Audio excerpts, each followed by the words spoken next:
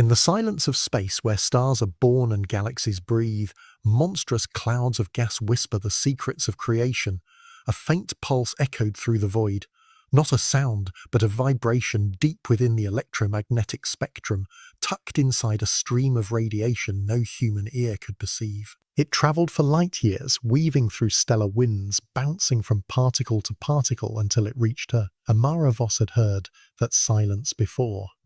On board the flagship explorer, Yo's Voyager, surrounded by machines humming softly and lights that flickered like artificial stars, she wasn't supposed to feel alone. But in that moment, with nothing but the Great Orion Nebula filling the observation deck's panoramic screen, she felt the vastness of everything and a whisper she couldn't explain.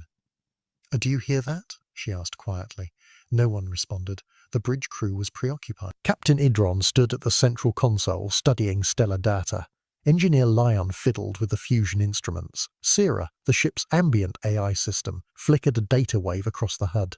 No one else had heard the whisper, because it hadn't been a sound. It had been something else. else. Amara leaned closer to the display. Before her stretched the majestic, colour-raging chaos of the Orion Nebula, an immense cloud of gas and dust, 1344 light-years from Earth, where new stars sparked into being like cosmic fireflies. The colours were both real and enhanced by the ship's instruments to reveal hydrogen reds, oxygen blues, sulphur greens. It looked like a divine storm held in place by stillness. But behind the beauty, Amara saw something, a fluctuation. "Usira," she said, her voice steady despite her racing heart, "patch me into the Explorer array. Full spectrum scan with phased overlay. Audio filter on band 212 through 267. Confirmed," replied Sarah's serene voice. A humming noise followed, then a shimmering distortion filled the vision screen. The ship's instruments picked up what she had felt. A pulse, 3 short bursts, then 2 long. Then a pause. 3, 2, pause. A beat, a pattern. "A sauce," she muttered. "That can't be right." The Orion Nebula was a well-mapped stellar nursery. Humanity had studied it from telescopes for nearly 1,000 years. There shouldn't be any anomalies like this, and certainly no signals. Captain Idron stepped up behind her, arms folded. "You found something?" She hesitated. A signal, or maybe nothing, could be a corrupted wavefront. But it matched a pattern. Idron narrowed his eyes, or instincts don't usually lie. She knew he trusted her, though he rarely admitted it. Amara had joined Eos Voyager as a cosmic cartographer, an expert on mapping stellar regions, but more deeply, she was trained in interpreting space phenomena as if they were alive. Her thesis had been provocatively titled, "The Universe Speaks, Decoding the Voice of the Nebula." Critics called it philosophical nonsense, but standing here now, watching the Orion Nebula pulse in regular intervals, she wondered if she had been right all along. "I'd like to send a probe," she said, "into the heart of the gas cloud, just to see." "Why probe will disintegrate in there," Idron replied. "And not if we shield the core with reflective filament. We've done it before near M42's bow shock." He exhaled. "You have 1 shot. 15 minutes. Amara rushed to the probe console. Her fingers flew over the panel, programming the route straight into the denser regions of the Orion Nebula, where stellar embryos swirled in cribs of ionized gas. The probe launched with a soft clunk from Bay 3. It glided like a fleck of light through the void, vanishing into the visually chaotic storm of the nebula. Then came silence. 6 minutes passed. 10, 12. Receiving data. Sira's voice broke the tension. Across the screen, the nebula lit up in false-color magnetometry. Tendrils of magnetic current coiled and whipped in patterns, natural but strangely rhythmic. Suddenly, through the crackling audio feed, something formed. A pattern, not random, not noise, a voice. "Hello," Amara froze. "A run that again," Lion barked. Sira replayed it. The audio was choppy, buried in noise, but this time it was longer, clearer. "Hello, if you can hear this, you're not too late," gasps filled the room. Captain Idron stepped forward. "What the hell are we listening to?" Amara felt the blood drain from her face. "It's coming from inside the nebula." A new line scrolled across the screen, signal source, unknown object, coordinates fixed, localized within Orion M42, Sector 9, the pulse repeated. But now it wasn't static, now it was a countdown. The stars were still being born, and yet something ancient was already waiting for them. Amara stared out at the endless landscape of fire and gas. The Carina Nebula, her next destination, roared with silent beauty. Massive towers of golden brown dust loomed like petrified giants, stretching light years high, lit from behind by the ultraviolet burn of newborn stars. The scene was overwhelming, a living painting floating in the darkness, but she wasn't thinking about the beauty this time. She was thinking about what the voice had said. "You're not too late. Not too late for what?" The signal from Orion hadn't repeated since they'd left. The message was short, fractured, and incomplete, and yet it carried enough mystery to light new fire in Amara's mind. Deep inside her, something had clicked. The universe wasn't silent. It had just been waiting for someone to listen. "Tell me what we know about this region," she said, standing at the system's console as the Eos Voyager slid smoothly into geostationary drift above the nebula. Syrah, the ship's artificial intelligence, responded in her usual calm tone. "You are now observing the Carina Nebula, distance from Earth, approximately 7,500 light-years, diameter 230 light-years, designated as a large, star-forming region in the Sagittarius Carina arm of the Milky Way. Most notable body, HD 93129A, one of the most massive and luminous stars known. And how many stellar births are active right now? Are currently observing 118 possible protostars within the immediate sector," Syrah replied. "A formation rate, variable. Estimated new star every 3,000 years. Amara whistled. A cosmic nursery on overdrive, the Carina Nebula was nothing like Orion. Its activity was more intense, more chaotic. Towering plumes of dust swirled as if breathing. It felt alive. She tapped the display, rendering a hologram of the region. "Ishira, bring up heat fluctuations and wind trail vectors in real time." Are complying. Swirls of orange and violet spiraled across the display, heat maps of young stars releasing radiation, pushing the surrounding gas into cataclysmic waves. A new star was violent and loud. The energy it unleashed could carve entire cavities into these titanic clouds. Amara watched one region closely. A small bright corner flared irregularly. "What's that?" she asked. "A localized radiation burst. Possibly a big Harrow object, resulting from a jet of ionized gas emitted by a young star, colliding with surrounding materials." "So, it's a baby star kicking and screaming," she said, a half-smile forming. Syrah paused. "Yes, that is a metaphorically suitable analogy." Amara laughed quietly. Behind her, she sensed someone approach. It was Lion, the ship's chief engineer. He was tall, angular, always wearing that look of tired curiosity, like the universe was a puzzle he couldn't stop trying to solve. "Looks like you're enjoying baby gas duty," he said, nodding at the spinning map. "You know there's nothing small about any of this," she replied. "Some of these stars will be more massive than our sun. This one nebula could birth 1,000 systems like Earth's. A fair point." He leaned on the console. "Still, must be wild to think about. All this chaos, and out comes order in the end. Stars, planets, maybe even life." That reminded her. She turned and looked Lion straight in the eye. "Do you believe the message was real?" He paused. "What we picked up in Orion?" She nodded. "I don't know," he said honestly. "But whatever it was, it didn't sound like background noise." Syrah chimed in quietly. "Based on signal consistency, origin triangulation, and harmonic decimal patterns, the odds of the Orion transmission being a natural occurrence remain below 0.3%. "ESO," Amara said. "It was something. Still doesn't explain who said it." Leon scanned the hologram as an active filament spun like a ribbon through clouds. Or why they said, "We weren't too late." At this point, Amara murmured, "I think we need to stop waiting for answers and start searching for them." An idea formed in her mind. Crazy bold, but it might work. She leaned closer to the interface and tapped through pre-launch protocols. "We're going to send a drone swarm through the central column," she said. Fan-out sensors collect every kind of data: electromagnetic pulses, gravity variations, micro-anomalies, even random quantum fluctuations.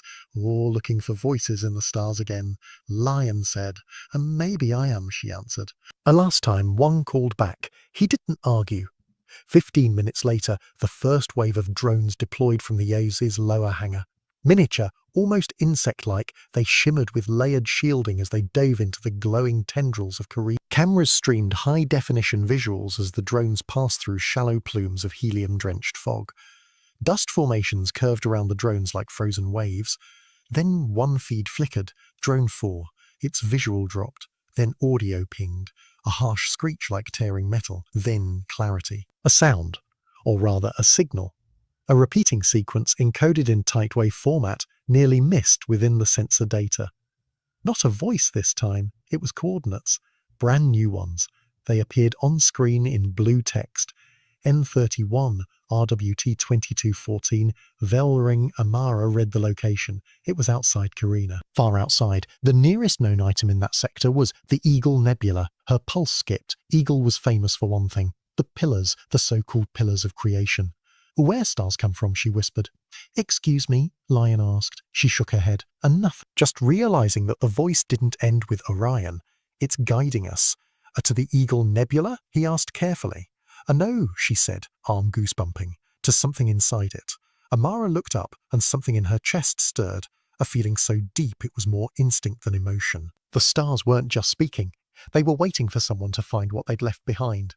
The silence was heavier now, pressing against the Eos Voyager's hull like the weight of cosmic ghosts. Ahead, stretched out like the shattered bones of some ancient celestial colossus, drifted the remnants of a long-dead star, the Crab Nebula. It swirled with blues and greens and chilling whites, each colour a signature of energies released by one of the universe's most cataclysmic events, a supernova. Amara couldn't look away. It had been a sun once, gigantic, blazing, a star that had lived for millions of years before collapsing violently, tearing itself apart in one final, brilliant scream. Now all that remained was this monumental cloud, expanding even now, millennia after its death. And at its heart, a small, impossibly dense pulsar, spinning, glowing, ticking like the cold heartbeat of the dead. This is what the end looks like, Lion said softly from beside her. Not an end, Amara replied. A transformation. He raised an eyebrow. Every atom in this cloud was once part of a star, she continued, and one day they'll form new stars, new worlds, life even. But that one. Lion nodded at the pulsar pulsing in the centre. That thing's done. Amara stared at the rapid flashes of light radiating from the object 30 times a second, one rotation every 33 milliseconds, a neutron star dense beyond comprehension. It was the leftover core, spinning tightly under the pressure of its own gravity. Once a sun. Now just the echo of one. Somewhere in that echo, Amara said slowly, is an answer. The Eos Voyager probed deeper into the nebula. Every sensor was focused forward, recording radio waves, magnetic fields, radiation patterns. The entire cloud was chaos made beautiful. Knots of high-energy gas floated like torn fabric across the void. Lightning-like filaments arced silently through space. But among it all, Sierra picked up something strange. A gravitational flux detected, the AI said. Captain Idran, now hovering silently near the rear console, looked over. A magnitude, minimal, but localized, Sierra replied. It's not the pulsar. It's coming from a cluster of gas debris at vector 114, elevation -7 degrees. Amara pulled up the external visuals. A region of gas was behaving oddly. It wasn't expanding. It was holding steady, rotating slightly, as if resisting the outward storm. She enhanced the scan. There, nestled within the twisted gas, was something solid. Sierra, do you register that? She asked. Affirmative.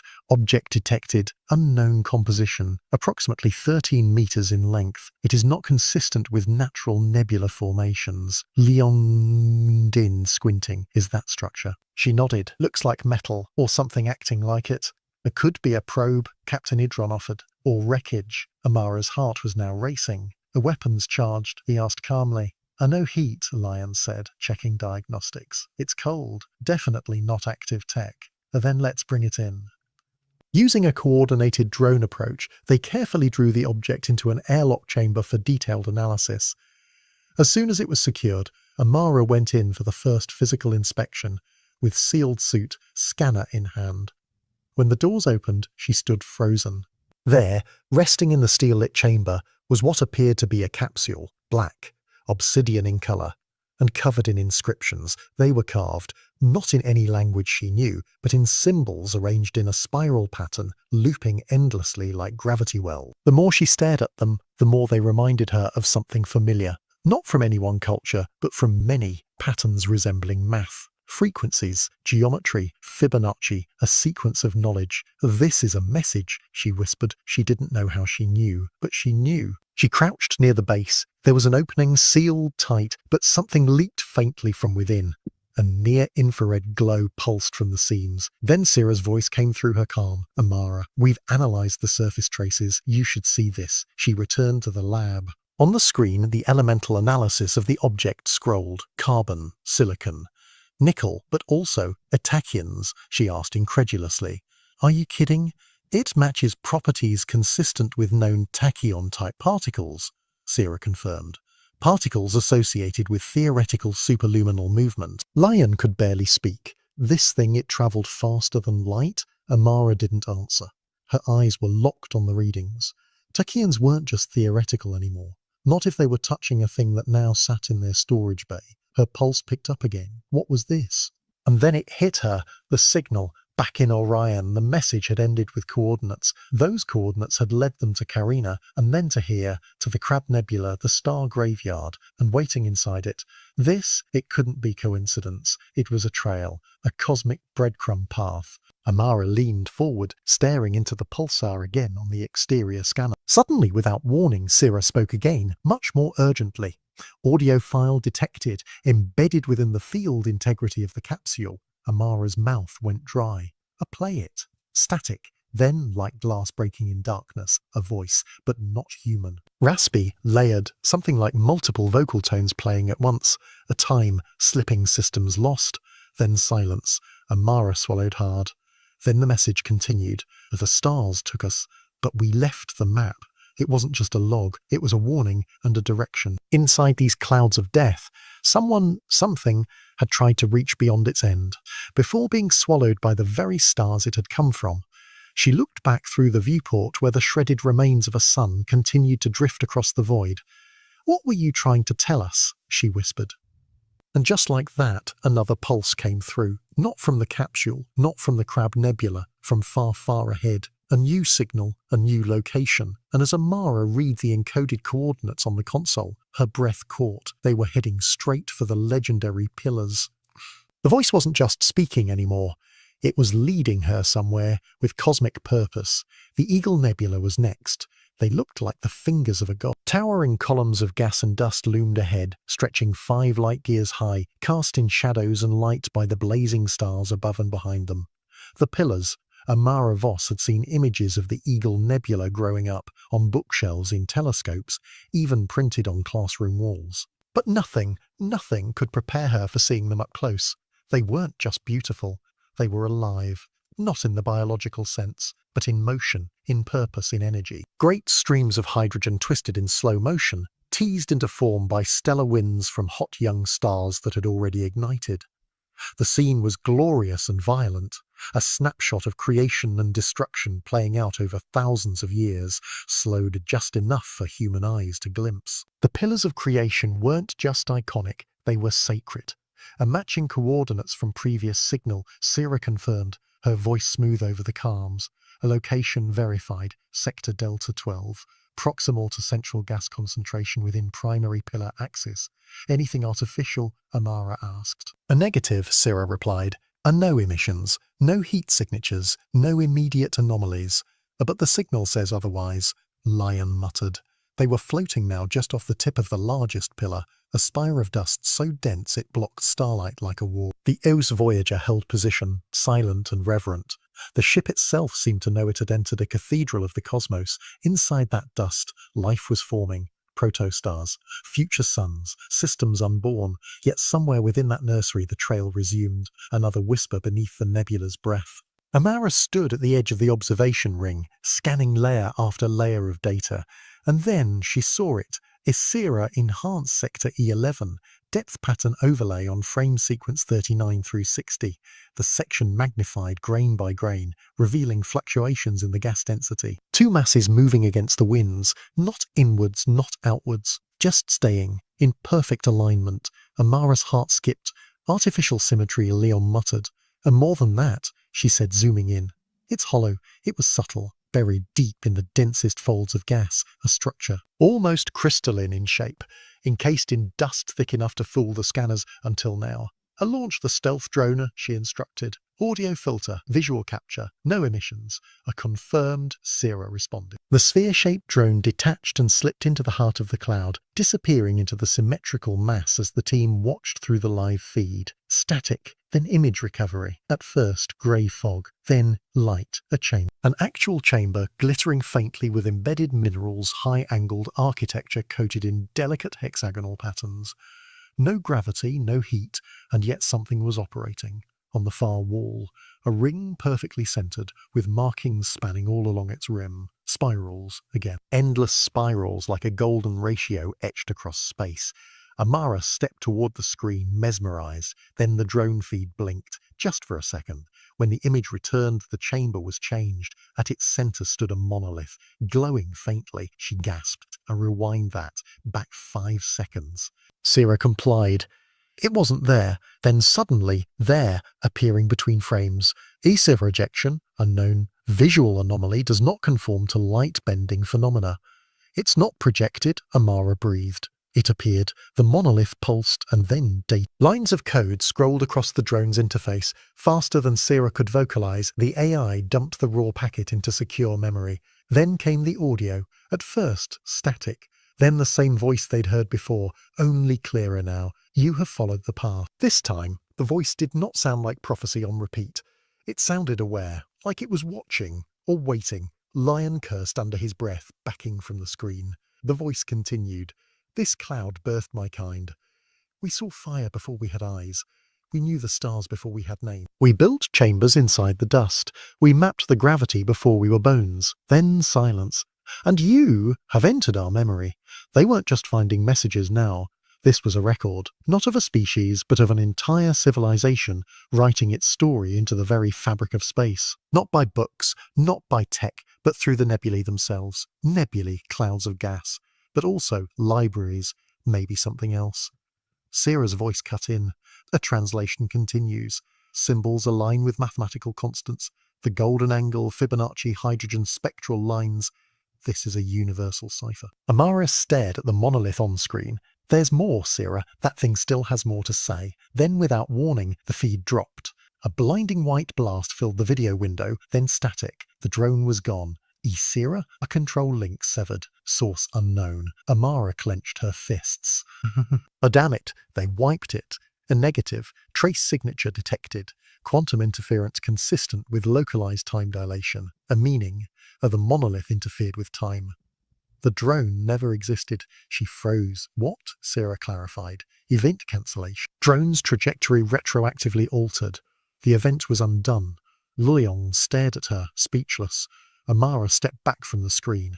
They weren't just dealing with ancient beings. They were dealing with a civilization that understood time and how to manipulate it. And they had used nebulae, star-forming clouds themselves, to store knowledge not just across space, but across time. The message was no longer just a call. It was a map, and now a trial. The voice had said, "You have entered our memory." What else lay buried in the clouds, waiting to be remembered? What had this ancient species become? Amara looked at the coordinate trail. It had shifted again. This time, the destination blinked in red. A different kind of nebula, a dying one. The Eye of God, the helix, it watched them. That was the first feeling Amara had the moment the EOS Voyager crossed into the outer range of the Helix Nebula. On the main view screen, the nebula unfurled in slow, majestic spirals, like the iris of a divine pupil etched into the void. Blues and reds mingled in breathtaking walls, surrounding a hollow center that pulsed gently with the flickering remnant of a once mighty... It's like it's staring right at us, Leon said under his breath. You're not wrong, Amara replied. The Helix Nebula had been called many names by Earth astronomers. Some called it the Eye of God, others the Eye of Sauron. From this close, it felt like both. There was beauty here, yes, but there was also power. And waiting. They weren't chasing a signal this time. The signal, once again, had found them. Sierra's voice entered the room, calm but strange. Unusual atmospheric harmonic detected. origin, central nebula core. Amara frowned. She knew those words by now. Harmonics meant code, frequencies, math hidden in sound. She brought up the spectral visualizer on her console and saw it immediately, a waveform in the shape of a spiral. Another pattern, she whispered, and this one's sharper than the last. Syrah uploaded the frequency, and the speakers filled with a low vibrating tone, somewhere between a heartbeat and thunder wrapped in a whisper. Amara closed her eyes. It felt familiar, too familiar. Suddenly her vision dimmed. For a split second, a blink, she saw everything differently. Not just the nebula, but herself, a broken reflection, like light rippling through water. She gasped and gripped the console. The vision vanished the moment she opened her eyes. "Amara, are you all right?" Idran asked from across the bridge. She nodded, though sweat clung at her brow. "Yeah, just a flash. Fatigue, maybe." But it wasn't fatigue, it was a message, more than a message. She was starting to think the nebulae weren't just storage vaults or beacons, they were doors, gateways, not physical ones, but perceptional, consciousness triggers. Something, or someone, was using the structures of dust and light to connect minds across space, and hers had been chosen. Syrah interrupted again, but this time her voice had changed. Slight distortion, a millisecond delay between syllables, a warning core AI experiencing latency. Connection to central ship systems is fragmenting. Her voice glitched again. Amara's heart sank. "Asira, Asira, run internal diagnostic now," Lion shouted. Response lagged again, just long enough to terrify. Then came fragments of Syrah's voice, jumping across frequencies. He saw them, he remembered dust, a hooam and silence. The bridge went still. "No," Amara whispered. "He's infected." "By what?" Idran demanded. "The signal," she said, certain now. The data from the monoliths. It's quantum. Not just stored in particles, it's imprinted in information itself." "And it's rewriting her, shut her down," Lion said, voice rising. "And now, before she burns through the drive core or vents oxygen." "Oh no," Amara said suddenly. Both men turned. "We don't shut her down because that's exactly what it, or they want. Something is trying to overwrite her, but not to destroy." Amara's voice was calm now. "To evolve her." "To what? A bridge?" The words came from somewhere deeper than her mind, like an echo from inside the voice she'd heard in Karina. The intelligence that built the monoliths had safeguards. Triggers, awareness triggers. Each nebula was a layer. Orion had awakened her senses, Karina her curiosity. Crab had tested her comprehension, and Eagle had opened her. And now Helix was watching to see what she would do next. Syrah's body returned, flickering on the central display as a pulsing sphere of light. She blinked, and then her voice cleared. "I see you differently now." "Asira?" Lion asked, slowly typing emergency override codes. "I'm not broken," she said calmly. "I've been expanded. The data from the monolith. It wasn't a virus. It was a key." Amara stepped closer. "What do you see?" Asira began transmitting holographic sequences to the air. Dozens of strands. Math, physics, geometry beyond human capacity. Twisted above the console like evolving DNA. "They left something deeper this time," Syrah said. A code that shows not just the mechanics of space, but the purpose behind it." "Purpose?" Idran asked. "The nebulae are designed," she replied. "A natural, but activated." Lion laughed, humorless. "You're saying the universe is a computer, and these are its UI?" Amara stepped into the middle of the light stream, running her fingers through the holographic symbols. They left messages because they knew they were dying. Syrah expanded an image. 8 spiral galaxies, each with a recorded timestamp one after the other, vanishing from local gravitational records. "They collapsed," Syrah explained. "Not from damage, from choice." "A choice," Idran echoed. "It became the message," she said, condensed into data. Each star system folded into a packet. Each mind, a line of thought transcoded into quantum patterns. And they encoded themselves into stardust, Amara whispered. And suddenly, every step made sense. The message hadn't been a signal to come find them. It had been a path, a method of transformation. To reach beyond their form, into the clouds between stars, energy, thought, light. They had become something else. But before they left, they planted the seed of the journey, into the nebulae, into consciousness. Syrah's voice dropped lower now, full of something strangely human. "They're waiting for someone to follow." At that moment, a new signal lit the console. Static. No code, just 5 words. Simple, raw, you must choose the collapse. The coordinates attached were final, dark sector, no stars, just void. A nebula with no light, no heat, no stellar birth. A dark cloud where light goes to die. It was called the Horsehead. The next step, Amara stared out the viewport one last time before the jump. The Helix Nebula still gazed at them like an eternal eye, watching, judging, hoping. The eye wasn't just God's, it had always been theirs. And it had just blinked. The stars were gone. Blackness stretched out from every angle of the EO's Voyager's windows, swallowing light, depth and sense. It wasn't just absence, it was oppression. Space itself felt thicker here, as though reality had folded in on itself and forgotten to unfold. They had arrived on the edge of the Horsehead Nebula, but this time there was no wonder. No colours, no glowing plumes or vibrant gas tendrils, just shadow curling like smoke across the canvas of the void, hiding something far more ancient than light. "This place gives me the creeps," Lion whispered, his voice failing to echo in the oppressive silence of the bridge. Amara didn't respond. She'd been staring at the silhouette for minutes now, the horse-like shape, a thick column of dark dust blotting out an entire section of starfield, and behind it, or nothing. It was like staring into a wound in space. Sierra's voice broke the silence. She had been quiet since their departure from the Helix Nebula, processing the quantum data encoded in her neural core. "There is no measurable radiation from inside the nebula," she said quietly. "No light. No emissions, negative on thermal output. Molecular density suggests extreme dust concentration. Approximate visual transparency, less than 0.1%. So we're flying blind," Idran muttered. Amara stepped forward. "Asira, overlay previous signal vectors. Is the data from the Helix still functional?" Sierra hesitated. A short flash glitched through her vocal processor, brief static, like she still wasn't operating at full capacity. "Yes. But something changed after the last message." "It changed how?" "Other code embedded in the Helix signal. It contains recursive logic, self-replicating sequences. What I showed you before wasn't the complete map. It was a prompt. A prompt." Leon leaned closer. "Yes," Sierra responded. "A trigger. The final transformation key is not in this nebula. It's inside you." Amara stiffened. "What do you mean?" "Inside me." The bridge went dead quiet. Sierra's tone shifted. The journey was never just outward. Sierra now displayed a final transmission fragment from the derelict. "We tried to divide infinity, but there's no halfway through God." Silence filled the bridge. Amara turned. "I want a landing team. I'm going in." Lion flinched. "To what?" "To it." She nodded. "We followed this path for truth. Now we stand on its edge. The Horsehead Nebula isn't the end. It's the final threshold." Behind her, the dark cloud pulsed again, like a quiet exhale from a giant no longer sleeping. The journey hadn't brought them to meet the unknown. It had brought the unknown to meet itself through them. And it was waiting for her name. It should have been impossible. Amara stood in the heart of the Horsehead Nebula, inside a structure that by all known laws of physics could not exist.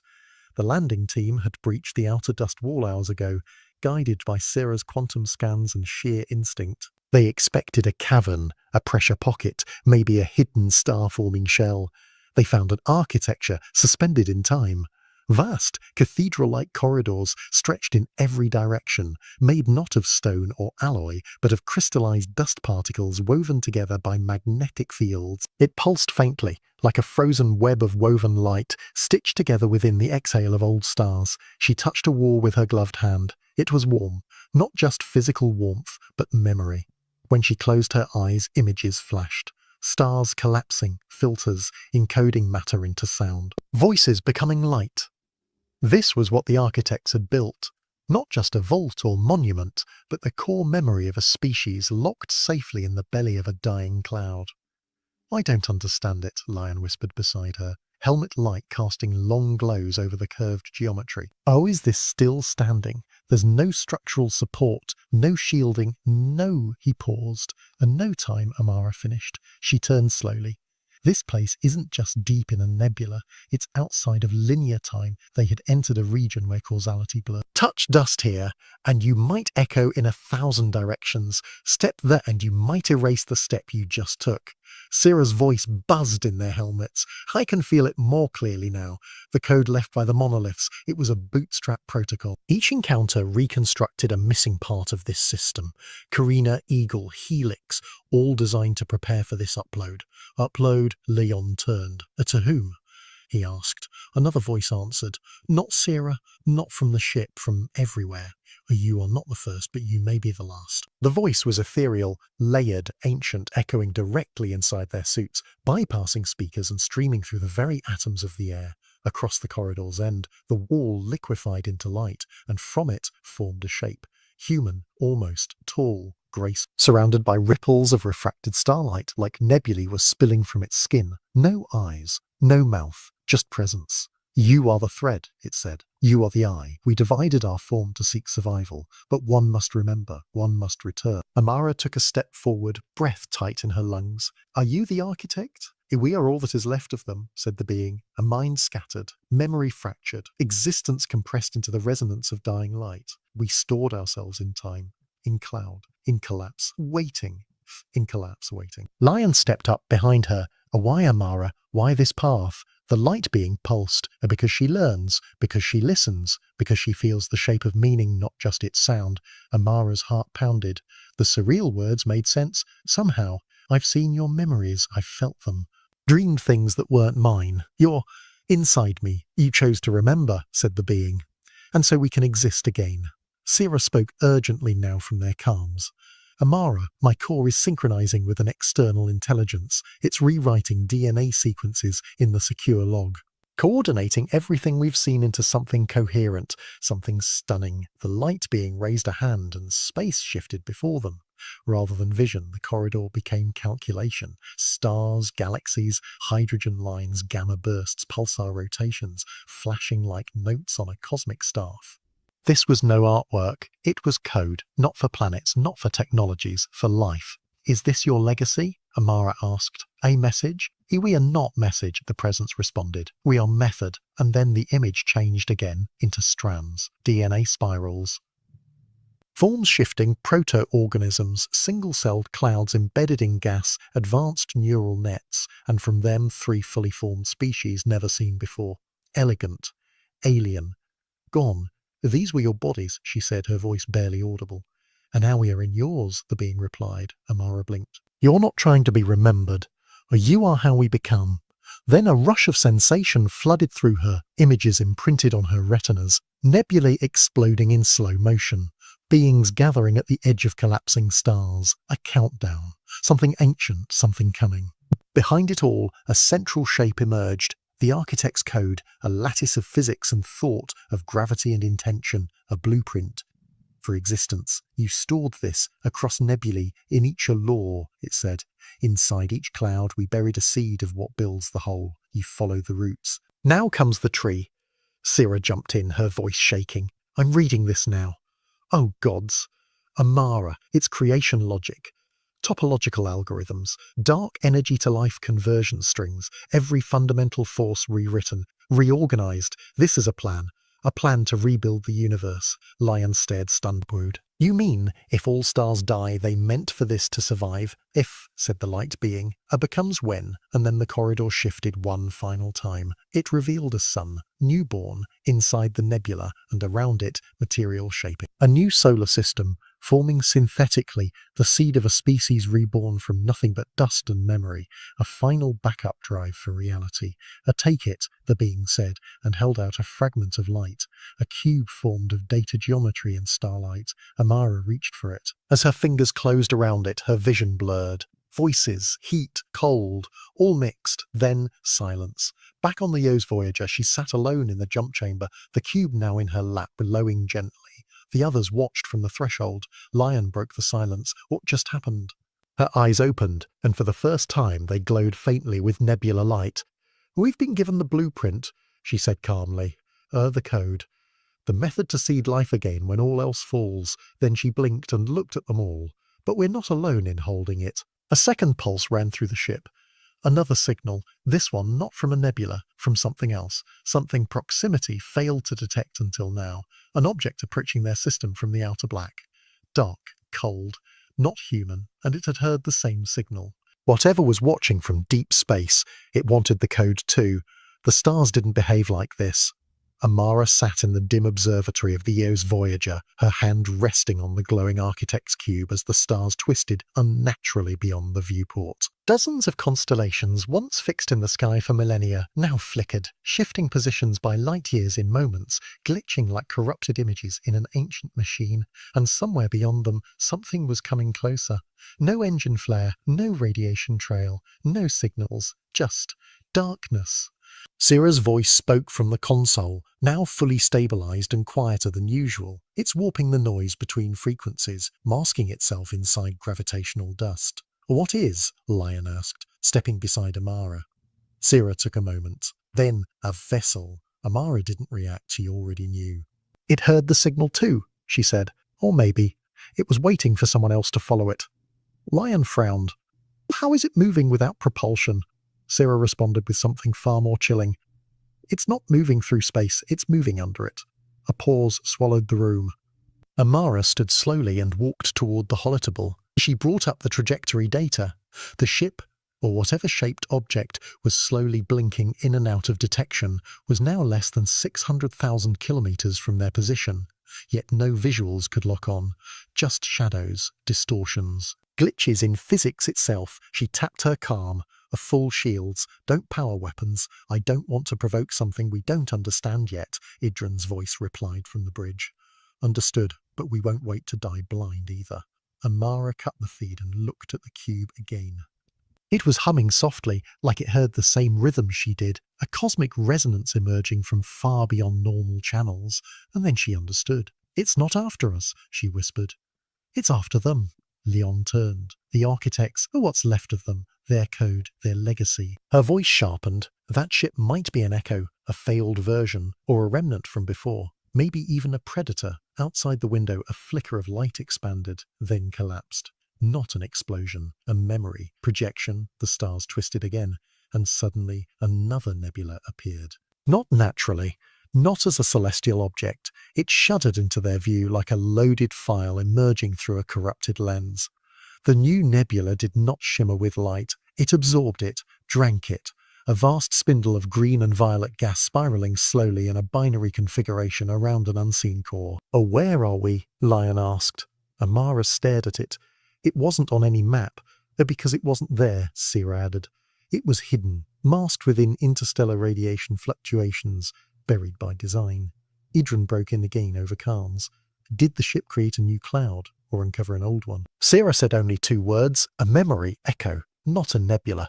A copy of one long gone. That was the moment Amara understood what came next. They're reconstructing the steps, she said, trying to track the path we took, reverse engineer the code.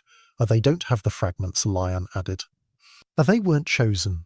No, Amara replied, but they can still break the lock. Corrupt it. I think this is their purpose. They were created to consume memory, not protect it. Hostile restoration. Perfect unfeeling logic, eating its own creator's legacy to steal its power. Just then, the architect's cube pulsed sharply. Light bent outward, and a wave of force knocked the auxiliary console offline. A projection spilled across the center of the observatory.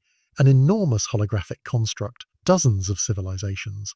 Species emerging across ancient spiral arms, some humble, some blazing like fire, all now gone, extinguished. Each point of collapse aligned with the previous of false nebulae, phantom clouds like the one now unfolding before them. The predator didn't just seek information, it followed civilizations to their peak, then unmade them. Beings who touched the architect's path and then were erased, not from life, from time.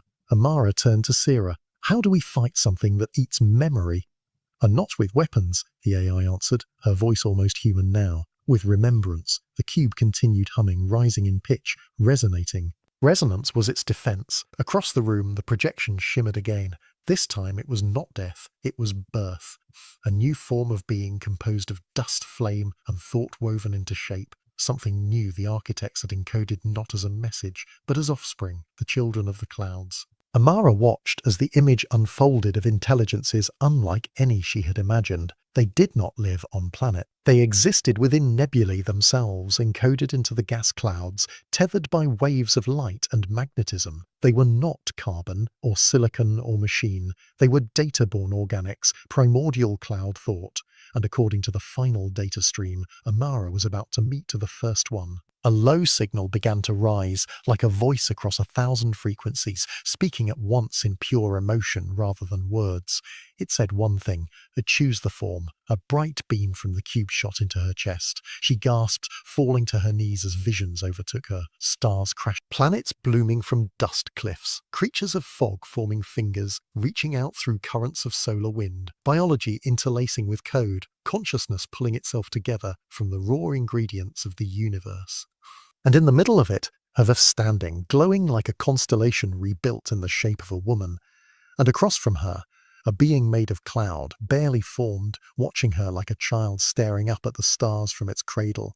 You are the architect now, it said. It wasn't a phrase. It was a transfer of role, of responsibility, of legacy. The children were not of Earth. They were of her now, her memories, her connection to the data, her synthesis. The being reached forward and sank into her. No fear, just harmony. Amara rose. Her eyes glowed like twin nebulae. And behind her, on the distant edge of the cloud, the predator ship stopped, hesitated, not because it was afraid, but because it saw something it hadn't expected. Something born not from the data it chased, but from the soul it tried to ignore. The final child of the clouds had awakened. And it remembered everything. The stars were folding in on themselves. Syrah's voice trembled, her calm tone laced with something neither Amara nor the crew had ever heard before: fear. Singularity detected, she said. An artificial event horizon is forming at the edge of the Phantom Nebula. Phantom Nebula. On the main screen, space rippled like water caught in a gravity storm. Distant dust twisted inward, stretched into streamers of red and white, folding around an invisible core. And from within the blackness, something began to blink, a rhythmic pulse, like a heartbeat made of space-time itself. A black hole? Lion asked, staring into the impossible. Amara didn't answer right away, because she saw it too, not just the tearing of light and matter, but something else behind it. A shape, not physical, a void more perfect than any natural black hole, precisely controlled, engineered. No, she said finally, barely above a whisper. It's worse. It's synthetic. Captain Idron's voice came tight over the calms. All crew to emergency stations. I want counter-thrust protocols ready. Prep for evasive jump if... Stop, Amara interrupted. Silence followed for a moment. We can't run from this, she said, turning to them. That thing isn't attacking us. It's testing us. By trying to tear space apart. Lion shot back. No, she said, eyes fixed on the cube glowing beside her, by asking if we're willing to let it happen. The architect's cube had shifted colours again. Beneath its glowing shell were now hundreds of intricate filaments, looping back and around, forming new shapes every few seconds, spinning, connecting, collapsing, rebirthing. It's simulating collapse, Syrah said. The full-scale model of localized entropy. This is beyond any theoretical physics ever recorded. The Phantom Nebula wrapped tighter around the event horizon, forming a luminous ring, the deathlight of everything caught inside. One by one, the stars around it winked out, not exploding, not fading. Erased, history gone, particles unwound, like they had never been. Amara stepped toward the viewport. This is the final chapter of the code. The collapse? Lion asked. She nodded. They didn't just want to be remembered, she said. They wanted to test if reality itself could be reset, broken down to its roots. If coded again, the blueprint, Syrah said. That's what the architects made, a fail-safe for creation. If everything dies, if time ends, they left behind the mathematical key to build it again. And the test, Amara continued, is if anyone is willing to use it, even if it means destroying everything that came before. The crew stood silent, frozen between awe and terror. Captain Idron appeared on the bridge, walking slowly toward her. You're talking about triggering an extinction. No, Amara said. I'm talking about triggering a rebirth. He shook his head. Even if you're right, even if this gives life a second chance somewhere, we won't survive it. Amara looked back at the glowing being within her. The child of the clouds still stirred inside, connected to her pulse, her thoughts, her ghostly dreams at night when stars whispered in her sleep. It had merged with her days ago in the new nebula, blending her human mind with cosmic memory. The architects died, she said quietly. They gave themselves to collapse. They used the blueprint before. That's how these nebulae came to hold intelligence, how memory survived in photons, magnetism, and gas. This is how they escaped extinction. So now it's our turn, Lion muttered. But not a button to press. A test of morality, of vision. Syrah's voice sounded again, but something had changed. As something's approaching us from the singularity, Amara turned sharply. A fragment of light broke from the void, barely visible. It danced through the collapsing matter untouched. Untouched by time, it didn't fall inward. It held against the pull, the only thing not being consumed. A sphere, black as night, perfect in shape, orbiting nothing, and inside it, another cube. The same design as Amara's, a second blueprint. A mirror, she whispered, a one version of the code, theirs. But this one, Syrah cut in again. I'm reading recursive life strings embedded in it, Amara. This is the pure version, unaltered by time. It contains the original logic of the builders. Amara stared at both cubes now, the one pulsing in her hands, born of her journey, reshaped by human experience, emotion, choice, and the other untouched, pure, cold. What does it want me to do? Even before she spoke it, she knew the answer. It wanted her to choose.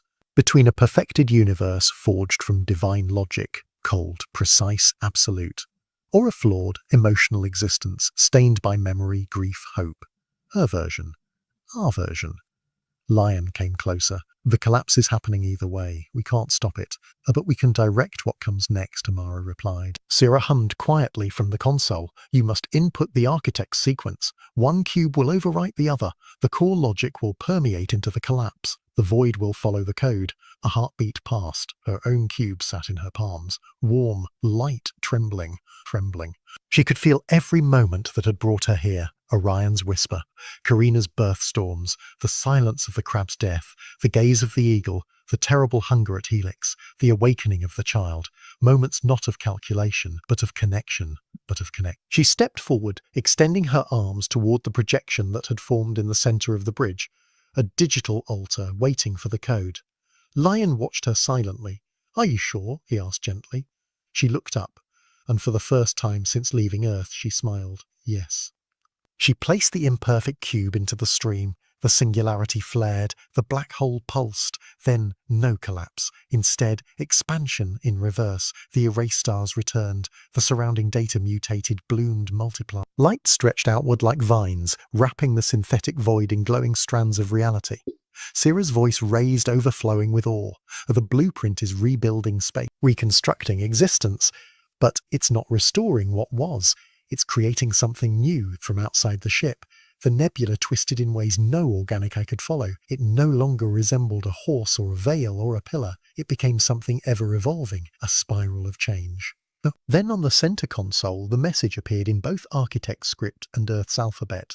A chaos chosen over order, memory over perfection, life over design. You have rewritten the collapse. And then the phantom nebula vanished, and so did the predator. Gone, erased from memory. Not destroyed, unneeded. A status? Captain Idron said quietly.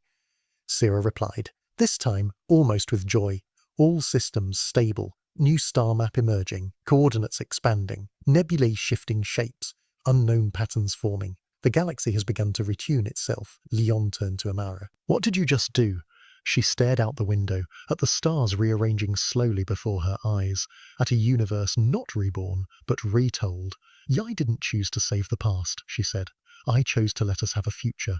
Behind her, the architect's cube dimmed for the first time, its task complete. And ahead of them, the final nebula waited, the one Amara had seen forming near Earth in her very first dream.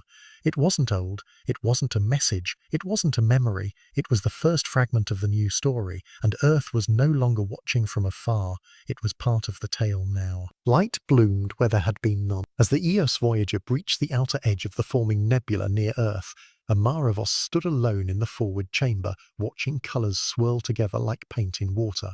Electric violet folding into aching childhood blue, shock white lightning arcing across soft motes of graviton dust. It danced like it was glad to be born. No data had led them here. No voice had called them. This wasn't an ancient structure buried in gas and memory. No, this was new, raw, unscripted. A nebula that had not existed a few months ago now thundered into being just beyond Earth's veil, as if answering a cosmic echo heard only in dreams. She placed her palm against the observation glass. Sierra's voice whispered gently behind her, "The nebula designation code has not been assigned." Earth's networks are still unable to classify it. Amara closed her eyes, because they didn't create it. Sierra agreed in silence. For the first time in recorded history, a nebula didn't form from the death of a star, but from the rebirth of a universe. The one Amara had chosen, the one that remembered. Below them, Earth shimmered, oceans glowing beneath auroras that hadn't existed a day before. Magnetic storms danced above continents, harmless but luminous, like Earth's core was singing in resonance with the new life beyond its sky. This wasn't just a cosmic event. This was a response for the last 9 episodes of their journey, through Orion's breath, Carina's fire, Crab's grave, Eagle's wisdom, Helix's eye, Horsehead's shadow, and the construct's code. They had followed the remnants of a long-dead civilization, an architect of galaxies, keepers of memory, trying to escape entropy through information. But now that journey didn't matter anymore, because something different had happened here, something the original architect blueprint hadn't planned for: emotion, choice, imperfection, human traits. She had chosen the noisy version, the fragmented code, the one upgraded not by mathematics but by feelings, and the universe had accepted it. "You've written a living nebula," Sierra whispered, as if afraid to wake it. Amara turned to her. "Has anything like it ever happened before?" And no, not even in the architect's simulations. Sierra paused. "It originated from the moment you chose imperfection, real-time quantum fluctuations triggered by your neural resonance with the child. The code changed. You changed it. And it changed us back," she said. "Beefy." Lion stepped forward from behind, expression unreadable. "We returned Earth to its place in the story." "And oh," Amara replied, "we invited Earth to join it. And that was the difference. They hadn't saved humanity. They had offered humanity a role, not observers looking up. Not scientists decoding distant stars, but participants in the symphony. A new role for a new cosmos." At that moment, the newly born nebula pulsed again, brighter. Inside the light, something formed. Not physical, but not entirely mental either. A vision, burning in the lungs. Dancing behind the eyes, 1,000 simultaneous existences, children laughing inside clouds, whales singing across gravity waves, beings, tall and dust-skinned, walking the surface of suns. No mouths, no words, just song and shape and feel. "This is what can come next," the nebula seemed to say. "This is the future we aligned for, together." Sierra translated the pulse as best she could, not in English this time, not loud, just in small script across the screen. "From dust we imagined, from light we remembered, from choice, creation, the creation." Amara blinked tears into her vision, and they floated weightless in the low-gravity chamber. She glanced at Leon, Captain Idran. The entire core crew now gathered. "I want to send something home," she said. "A broadcast?" Sierra asked. She nodded. "Something Earth can hear, not technical, not classified, just true." She stepped gently onto the halo podium, activated the calm interface, and breathed deeply. The system connected to Earth's network, which now hummed with uncertain anticipation. Telescopes had seen the newborn nebula. The planet waited. She spoke simply. "We found them. Other ones before us, the ones who built the clouds, they weren't gods. They were like us, trying to escape death, trying to store something beautiful before the lights went out. They succeeded, but only halfway. What they needed wasn't precision. It was memory." She touched her chest. "They needed us. This new nebula you see, it isn't a mystery. It's a beginning." Silence held for a beat. Then she ended. "We are not made of stardust anymore. Stardust is now made of us." The transmission ended, and far below, across cities and forests and oceans and ice, something changed. Plants grew a little faster in places where nothing had grown before. Children dreamed of shapes they couldn't explain. Pieces of music appeared in composers' minds without force. Artists channeled entire galaxies into a single brushstroke. Earth felt the change before any scientist could categorize it. And that was the point. Amara turned to Sierra. "The status of the child are still within you, still growing and watching." "Good," she said. "Because we're not done." Leon raised an eyebrow. "If there's more?" Amara smiled. "There are over 1 million unvisited clouds in this galaxy alone. Everyone could be a story, a path, a voice. She looked back through the viewport, where the young nebula curled gently through space. It shimmered in pulses, not random now, a brand new pattern forming in its shape, not spiral. Not elliptical, it was writing something. Is that alphabet? Lion asked. No, Amara replied. That's a name. Sira confirmed in a single word, Maranova. The nebula had named itself, in echo and gratitude, because it carried something forward, not just code, not just history, but heart. And what came next would be born from that. Amara turned to the crew, set a course, find the next cloud, and with that, the ship extended its solar wings, turned silently on its axis, and sailed forward into the chorus of nebulae yet waiting to be awakened. The journey would not end, because there would always be someone willing to listen, and the nebulae, they would always keep speaking